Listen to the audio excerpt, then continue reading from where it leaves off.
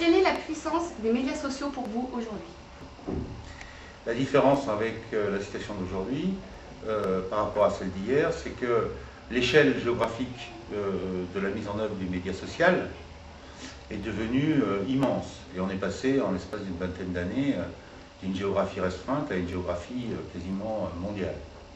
Donc ces phénomènes de médias sociaux, c'est des phénomènes qui ont pris une autre ampleur en raison de l'introduction de nouvelles techniques dans une dimension qui n'était pas connue jusqu'à maintenant. Mais votre arrière-grand-père, lui aussi, il avait son média social. Il y avait le sermon du curé, il y avait le bar qui était en face de l'église où tous les hommes se retrouvaient pendant la messe où étaient les femmes. Et donc il y avait des formes d'échange ou de médias sociaux qui étaient multiples.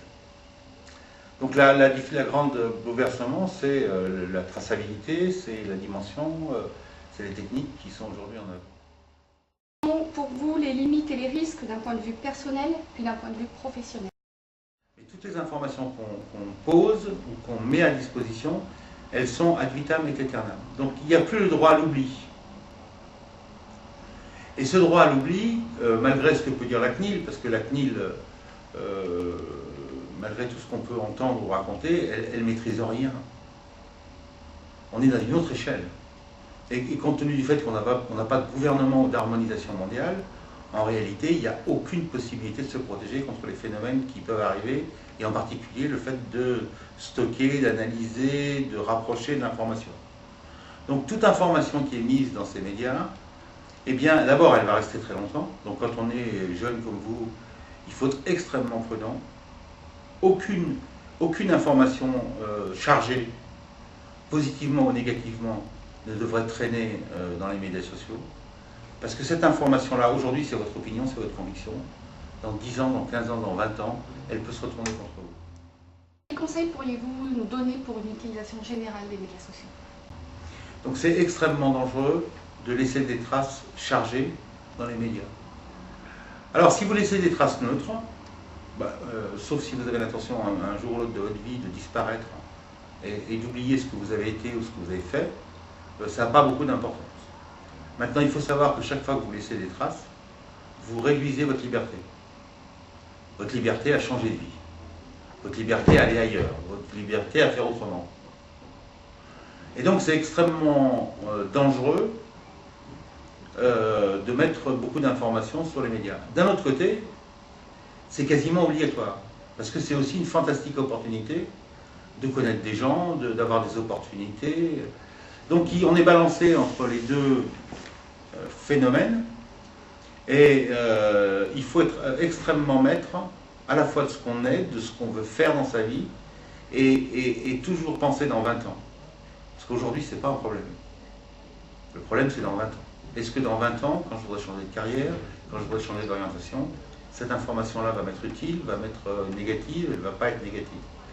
Et en particulier, il faut éviter les détails.